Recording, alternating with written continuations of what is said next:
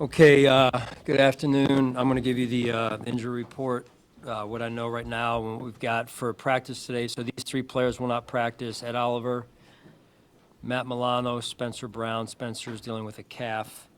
All are improving and headed in the right direction. It's just a matter of taking it one day at a time, and we'll see where it goes this week. With that, I'll turn it over to you. That calf come out of the game with Brown? Yes. Yep. Sean, we talked about rookies having to drink from the fire hose per se early in the year. The way Jackson Hawes has played, as well as he's played, I'm going to assume that he's doing a better job with that than most. How impressed have you been by the way he has digested what he's had to digest as well as he has? Yeah, I think they're all doing a good job, generally speaking, as it comes to first-year players. Jackson probably seeing what you're seeing is more action than some of the other guys, and he's made the most of the opportunities, and I think he's got great leadership at that position in his room with Coach Boris to start with, and then the veterans that are in that room, and that helps. And it appears to me that he has a great amount of respect for those guys, and they're teaching him as well kind of the way. And then he's performed in an admirable way up to this point as well. So like all of the first-year players, we continue to try and get them onboarded and getting to understand how this league works and then how we work and how we do things. Sean, staying in that room, Dalton has produced here through the first three games, seemingly in the way that you guys had hoped he would. How rewarding has that been for you to see, knowing the work that he put in this offseason? Yeah, I mean, it's whenever you get the results and you work hard before that, it's a great reinforcer of habits, and that's not at all to suggest he didn't work hard prior to the last season. All I can focus on and all he should be focused on is what he did this year to get himself ready to go, and he put in the work, as you mentioned.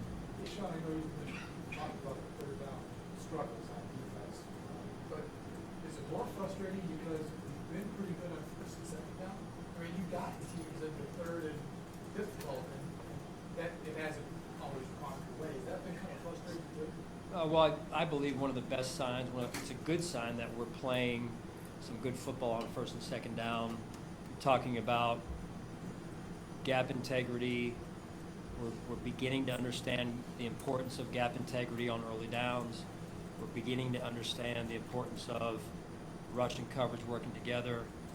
And we're getting ourselves into some good third down situations. But then there's another level of the mentality that you've got to take into those third down windows and situations, and then the execution that has to unfold in those as well. So, we continue to grow just as a football team, and then in this case as a defense in those areas as well. Everything that happened with block field goals over the weekend, maybe the extra time we had to take a look at it. Was there anything that you've done in terms of the last couple of days to say, all right, we need to protect this, why this is happening? We talked about it. Taves and I actually shared a text over the weekend when we were watching it like everybody else was, and definitely, I'll say unique. I don't know if those data supports that, but it seemed unique at least and jumped out. So, I know Taves, we talked about it Monday when we got back in, and Taves is going through it and studying it, and that's what you do, regardless of offense, defense, special teams. When you see something like that, you're always wanting to get back in and look at the tape and see how you can learn from it. Pardon me for that. When do you work on field goal block and field goal defense? You'll see some of that out there today. Sometimes it really goes with when the kicker likes to kick. So you'll see some of it today, and then there'll be some kickers like to go Wednesday, Friday, some Wednesday, Thursday. That's really how it kind of ebbs and flows. You mentioned execution earlier, but looking at your pass rush, particularly on third down, it seems like the pressure has been there at times, but the finishing, the sack numbers haven't necessarily followed. Have you noticed that, and is that maybe what you were referring to about making the play when it's there? Not necessarily, Jed. Just generally speaking, we can be better, not just rushing the passer, but working together to impact the play or affect the quarterback better. Those two, as you guys know, I've said it over and over again, have to work in concert with one another. So that's really, generally speaking, the answer for you is it overall just needs to be better. To say it's just the rush or just the coverage or just this or just that wouldn't be fair, because there has been some times when the coverage was really good or the rush was really good, but they have to work together. And so the level of execution, us putting him in the situation, I know Bobby mentioned that the other day, that all has to come together, on any play, let alone third down. Sean, what is your perspective on just the home field success this team has enjoyed? Aside from the playoffs, you haven't lost a regular season game since that Denver game trade we got. But what has been the key to that? And What game was that you said? Denver lost in mid-November 23, where the two men on the field. Okay, yeah. So you won 12 straight, you're 3 away from the next team defense. The secret to that success in knowing that you emphasize home field. Yeah, we take a lot of pride in defending our dirt. There's no other way to really say it. And these guys put a lot of time and blood, sweat, and tears into their jobs every day. Their family sacrifice and playing well at home is a big part of that. Is defending what we take a lot of pride in, which is our fan base and how hard we work, and so. And let's also be honest, our fans create an environment. That 12th man is real, and we'll need them again this week. This offense we're going to play runs a lot of no huddle, and I just watched them try and get that done against Seattle, and I know our fans are the best in the NFL for a reason. Sean, just as a follow-up, I know there's a lot of internal motivations that happen here over the course of the season. Is there an internal motivation, internal drive to finish this, knowing that this is the last year of the Ralph, to finish this season out perfect? That would be awesome. It really would. It'd be a great way for us to send this thing off the right way. That said, though, it's really about one game right now, and that's, you're going to get like, oh, here he goes again, but it is. For performers, it's got to be about one game and us getting ourselves ready for right now in practice. So I appreciate the question. But that happens because of the day-to-day focus. I know you've been talking with your answer for Maxwell Harris, has provided an update there, and in terms of what your plan might be, potentially ramp up on Maxwell. He's working. That's what I can tell you. He's working and moving in the right direction again. We'll see. I don't know how many weeks it'll be. You got to remember that Max has been out since whatever day or week in training camp.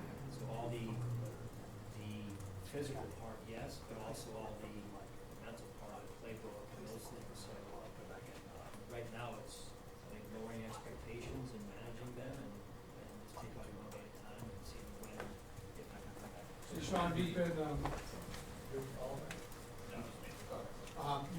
been a while since you were a first-year coach, and you did not have, 0-3 start, unfortunate for you. How difficult do you think it is for Kellen Moore in the situation they're in? Starting 0-3 his first year with a team that's kind of in a rebuilding mode right now. Kind of just address that maybe a little bit.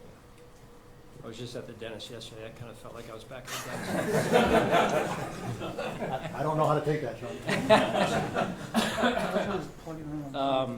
Yeah, I think it was about Kellen and being a first-year head coach, and yeah, I think he's doing a really good job. I really do. You can see his personality and his team and the way they play.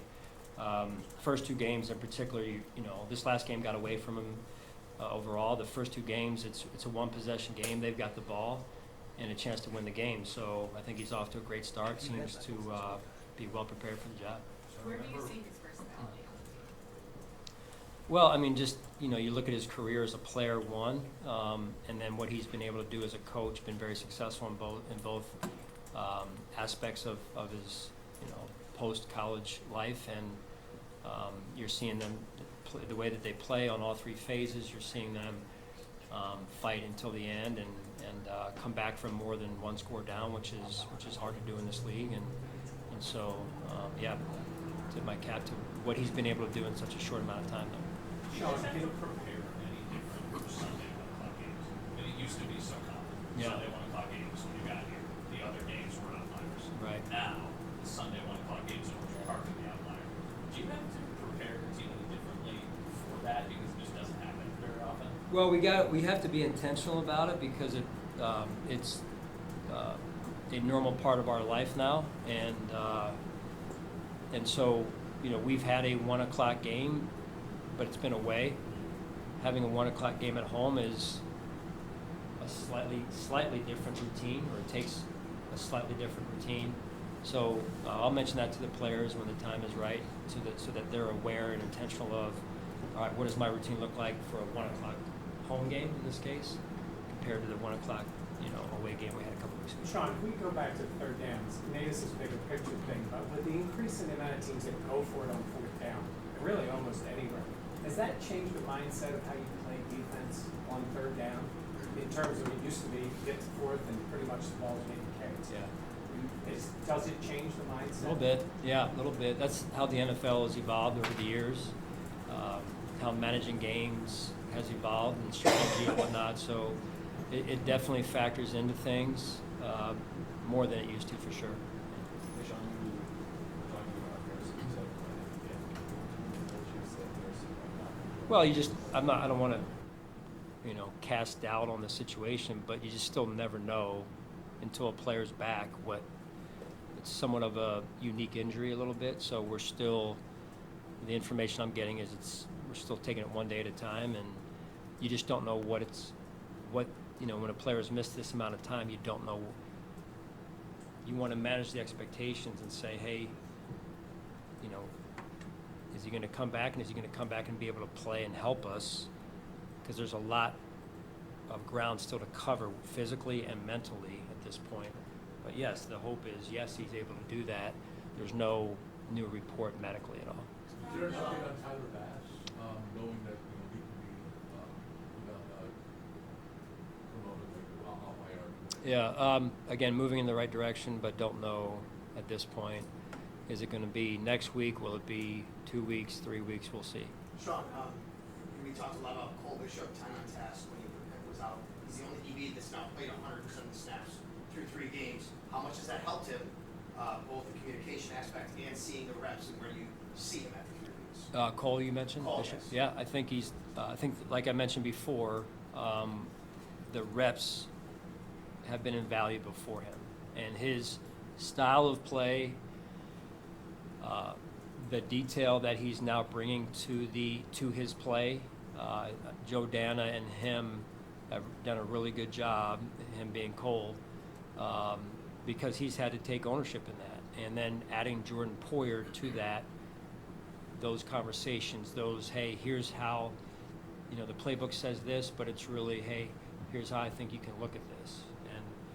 And that, having someone like that in the room also helps. You mentioned the mental side of it with Max. I guess how have you seen him, obviously not being able to be out on the field, handle things in meetings and keep that mental side going while the camp? Yeah, Jamal, our corners coach, has done a really good job of keeping him involved as much as he can. And you do the best that you can. It's up to the player to be doing what he can as well. And so Max has done a good job of that for the most part. And again, it's just like anything else. There's a lot of unknowns, right? And that's really where we're at. But we're really trying to control what we can, and I know he is as well. Last one.